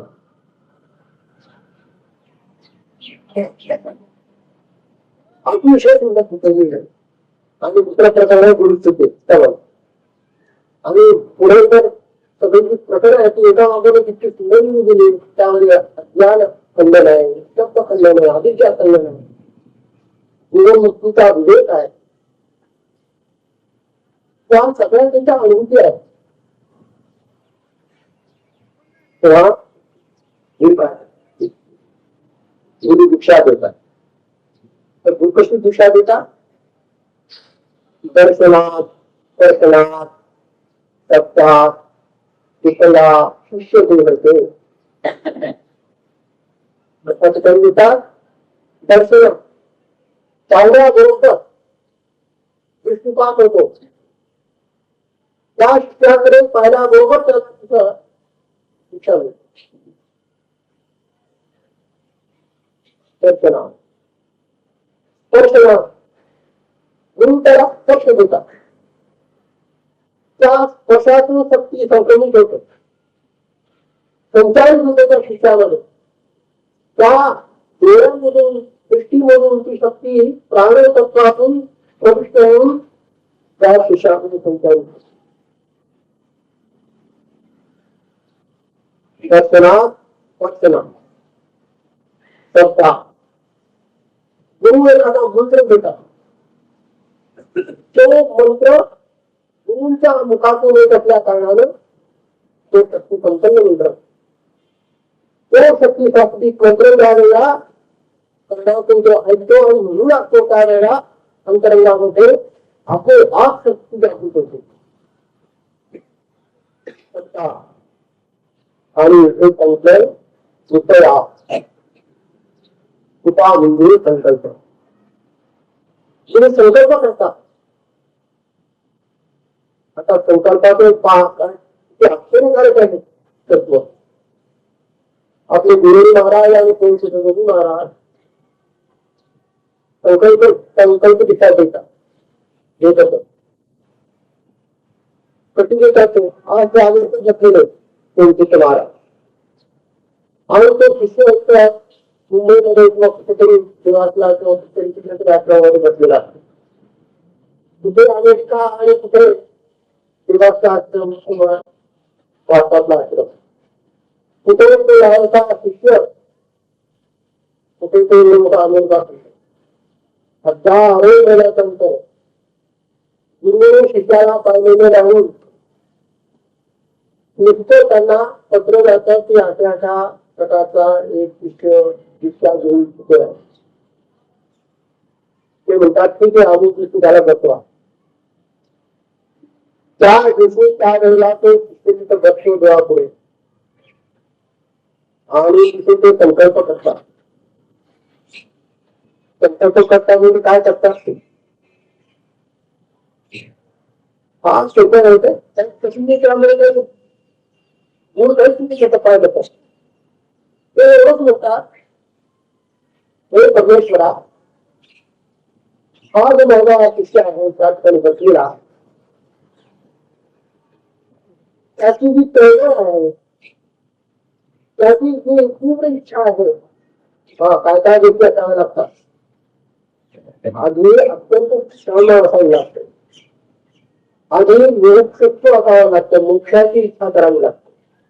आधी या संसाराच्या अनेक प्रकारच्या वाकड्या आणि इच्छा आणि आसक्ती याच्यामधून त्याला स्वीकारायची असते. हा जो जीव भाव आलेला आहे हा अहंकाराचा अहंकार त्याला सोडायचा असतो. म्हणून तो प्रार्थना करतो. तेव्हा ते भगवंताला सांगतात की आता हा जो माझा तो प्रार्थना करतोय तो भगवंता त्याच्यावर कृपा करा आणि त्याला त्याचा अनुभव द्या. एवढंच म्हणतात. आणि त्यांचा हा संकल्प प्रवास करीत करीत करीत करीत समजून करतो आणि त्या विषयाच्या अंतरंगात प्रवेश करतो. आणि हा विषय अनेक प्रकारच्या क्रियांनी बोलू लागतो, हसू लागतो, नाचू लागतो, गाऊ लागतो, स्तोत्र होऊ लागतो, भक्त प्रणाम नाना प्रकारच्या क्रिया सुरू होतात. सगळं घुसवून होतात. काय कोणत्याही आजच्या विज्ञानाने आणि यंत्राने हा जो प्रतिपाताचा प्रकार आहे, संकल्पाचा प्रकार आहे, हा कधीही तपासला जाऊ शकेल. संकल्पाचे जे माध्यम आहे ते प्राणतत्व. हे प्राणतत्व सर्वत्र व्याप्त आहे. या प्राणतत्वाच्या आधारावर ती संक्रमित होती आणि ती शिष्यामध्ये संचय. आता मंत्र यामध्ये संकल्पच असतो.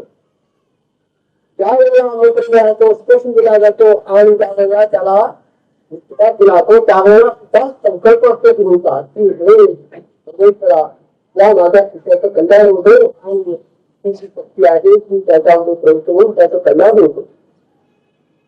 आता बुद्ध अत्यंत निर्मळ चित्ताने त्यावेळेला अत्यंत शुद्ध स्फटिकासारखे स्वच्छ असतात.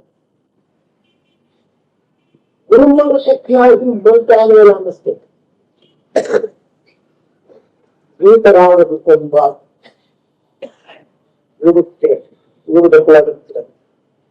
गुरुकथा असतो भूतरावर याच्यामध्ये सगळ्या अंशाची समाप्त झालेल्या सगळ्या इच्छा नष्ट झालेल्या जगाच्या सगळ्या उपभोगांबद्दल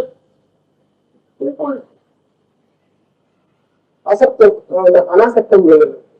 आपण जे गुरु ते ज्या वेळेला आपल्या उभी झालेला संकल्प प्रकाशित करतात त्यावेळेला तो संकल्प सिद्ध होतो. म्हणून या योगाला उपयोग म्हणतात. हा आमच्या गुरु परंपरेतले जे आजचे गुरु असतील त्यांनी जो त्यावेळेला संकल्प केला असेल त्यांच्या शिष्यांसाठी तोच संकल्प आतापर्यंत चालू राहिलेला. या मार्गातल्या गुरूंना हे फार मोठं कळत नाही.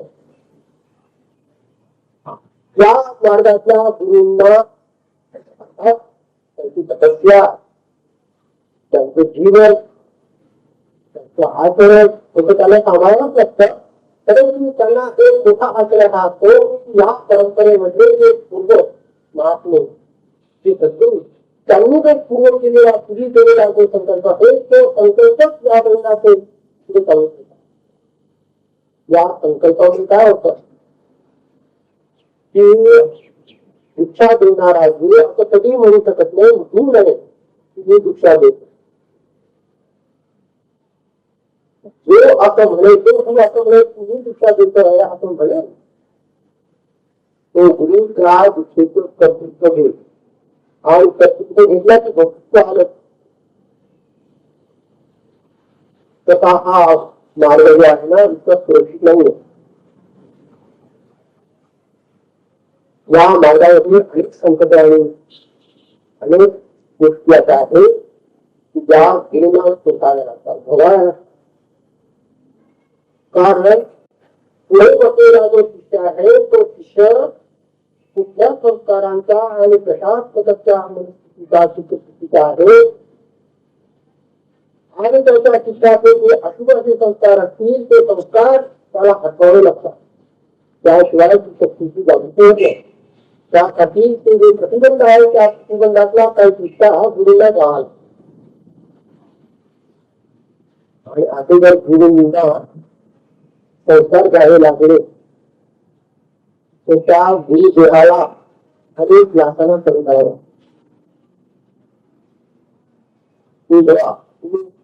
अनेक महात्म्यांची चरित्र वाचलेली आहे. एकनाथ महाराजांनी पहिली पिताच्या हा माणसाला दिली ज्या व्यक्तीला दिलेली त्या व्यक्तीवर पुन्हा तिथं प्रेम काढायचा होता.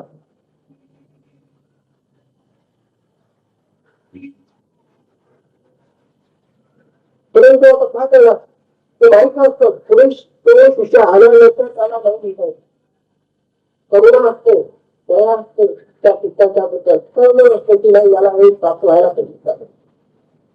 त्या करुणेने त्या दयेने त्या गुरूंचा अंतकरण उतरवत असतो.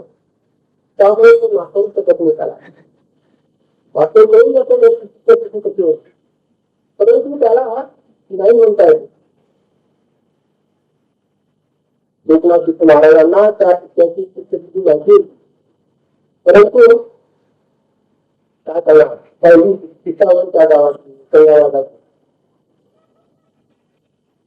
अनेक लोक त्या शिक्षेवर मदत होतो की काय होतं त्यांना बघू असं खरं आपले गुरु जेवढे गावात तो त्यावेळेला तिथं किंवा त्या माणसाला त्या व्यक्तीला ती दिशा दिली गेली त्यावेळेला स्वतः गुरूंना वाटल्या झाला कल्याणासाठी त्याचे कुटुंब दाखवण्यासाठी त्याचे जीवन करण्यासाठी त्याला अध्यात्माच्या मार्गामध्ये प्रगत करण्यासाठी ते सगळं स्वीकारतात त्यातच असतात. हे कशामुळे येतं त्याला तर पुढे काहीच नसतं. तर हे बुद्धीला प्रारंभ होऊ शकते. हे प्रतिबंध आहे त्यांचे. हे हटवल्याशिवाय ती शक्ती वर जाऊ शकते. म्हणून हा जो मार्ग आहे हा कसा घेतल्यानंतर पुढे हा साधक साधना करीत नाही. इतकं साधक आहे इतकेच वर्ष त्यांची इच्छा झालेली असते इच्छा दिलेली असते. त्यानंतर आपण विचारावं की काय साधना वगैरे इच्छा चालली बाबा ते म्हणतात काय करावं वेळेची साधना. अरे जगाच्या कामासाठी तुला सभा दिसतो जगाची सगळी कामं तू बरोबर करत असतो वेळेवर आणि ज्या हेतून तू शिक्षा घेतली ती साधनाच भीत घेतली असून ती साधना करणे तेव्हा साधना करणारा जो असतो तो साधक असतो. जेव्हा तरी साधना करतो आणि कशी तरी करतो तो साधक साधकच नाही.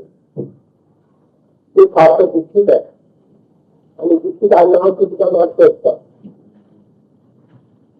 हे कोण एकदा दुःखित आहे आणण्यावर काय दुःखित त्या दुःखा वगैरे काही दुःखित होतात.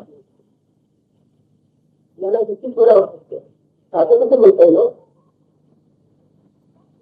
साधना करणारा हा जो असतो आपण प्रतिकृती साधना आहे अनुभवाची साधना आहे अनुभव काय करायचं तुम्ही इतका समज आहे जयाचे कृपा सुतारे जयाचे कृपा सुतारे परतले अभिषेकले मोहले समजत आलं त्यांच्या कृपावर किती तुषार किती लहानचं आवडता त्या लहानच्या जलकणांनी स्वतःच्या जलकणांनी अजितेचे मोठे आपलं अभिमान नरेंद्र महाराजांची अमृताने बसली गेली. किंवा ते म्हणतात जयाचे अपांग पासे नरेंद्र महाराज संस्थान म्हणतात की जयाचे अपांग पासे प्रेम मोक्ष करून हाते त्यांच्या अपांग पासे म्हणजे त्यांच्या सुशिक्षेपाने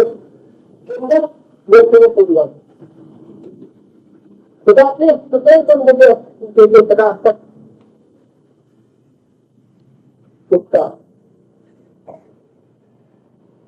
आणि ही शांभवी ही विचारची आहे शक्ती शिक्षा आहे. या शिक्षेवर काय होत शिवसायुज्य काय केलं जातं? शिवसायुज्य दिलं जातं. शिव कला नको तो शिष्य ते सर्व संशय आणि त्याचे सर्व संशय व्यक्त होतात. त्या सतीपाठ साधनेबद्दल चित्तू बोला म्हणजे तो नारायण करू शकतो. हा हृदय तरतुदीवर अंश होता. ते म्हणतात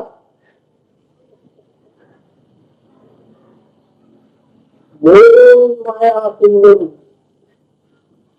तुमचा हा मायारूपी कुंभ हत्ती मायाला हातवलं फार कसे माया ही ईश्वराची शक्ती आहे. माया ही भविष्यवाणी ईश्वराची शक्ती आहे. या मायेमुळे सर्व जग मोहित झालेलं असतं. या मायेला हातवणं सोपं काम नाहीये. माया आपण आणि काय करतात गुरु त्याला मुक्ती मोठी आणता मुक्ती रूपी मोठी त्याला देवाला देतात. काय भेटले मुक्ती रूपी मोठ्यांचं जेवण त्याला खाऊ घालतात. माया मुक्ती मोठी आणता हो गुरु देवता सद्गुरु निवृत्ती लागतो. आमचे निवृत्तीनाथ गुरु असे समजत होते की ज्यांनी या मायाची हत्या वार नष्ट केलं आणि आम्हाला मुक्तीरूपी मोठ्यांचा किंवा प्रसाद दिला. त्यामुळे काय झालं कपडेला काही पुढे अजून कार्यक्रम आहे तेव्हा कंट्रोलला करा मला असं वाटतं. तुमचा कंटाळा होईल असा पुढे कार्यक्रम आहेत ना तेव्हा या पुढच्या कार्यक्रमांना आणि तुमचाही जे महत्वाचा वेळ आहे तुमचं विनाकारण घेऊन म्हणून या ठिकाणी एक प्रार्थना म्हणतो आणि त्यानंतर आपले हे जे